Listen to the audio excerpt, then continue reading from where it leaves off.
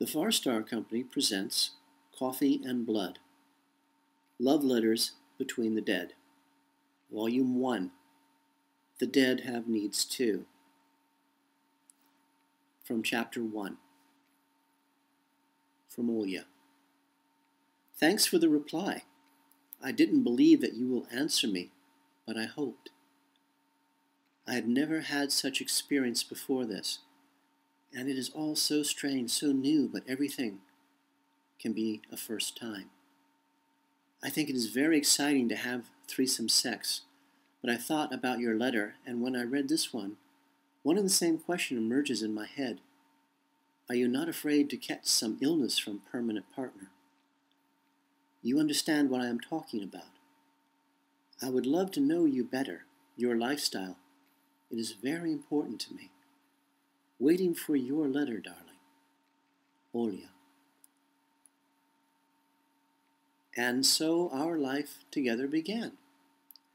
It was not all I was hoping that it would be. Matching drapes and carpet, our pillows stacked together on the floor as we knocked the mattress off the bed by tearing at each other. Long hot baths in a tub wrapped around each other.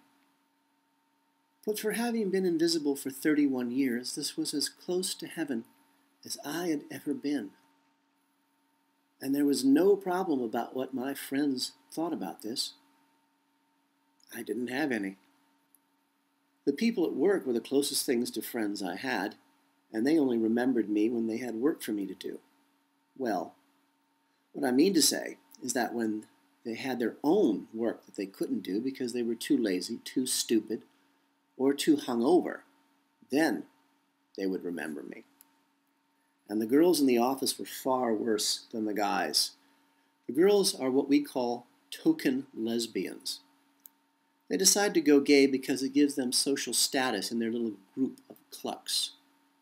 Mindless, brainless sex. Okay, so I was insanely jealous, but let's skip over that point for now. In nightly drunken orgies as they swapped partners faster than I changed shoes. And being so painfully in all the time. At least when they mated with each other, they were not tormenting some poor innocent nice guy who just wanted a woman to love. At least when they had those screaming hissy fits of theirs, they only put each other into the hospital. And I am thinking that the next time two of them decide to make that commitment, a pair of matching steak knives would make a nice wedding present. But I was happy. I had my invisible woman. And she was all mine. I mean, who else was going to sit at the same coffee cafe every morning and swap love letters with someone who uses the Financial Times as an envelope? From Jefferson. I am also very happy to hear from you again. As for diseases, I've been studying what they call alternative medicine for many years, and I know how to cure almost any disease. For myself, I am completely disease-free, and every day I take very basic precautions against all illness, vitamins, colloidal silver, clay, oxygen, magnetics, etc. And because of this, I have not even had a cold or flu in over a decade. If you have any health problems, there is an excellent chance that I can make you well again by using the exact same methods that I use myself. All are easy to use, cost almost nothing, are painless, and rebuild your body from the cells upward, and will keep you healthy for decades. It is a fact that over 98% of the diseases today are caused by oxygen deprivation.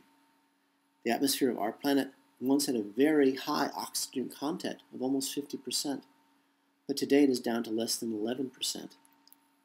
And a lack of a high magnetic field, the Earth's magnetic field has dropped from 4 gauss 1,000 years ago to less than 0.4 gauss today, causes the living cells in our bodies to fail to repair and reproduce correctly.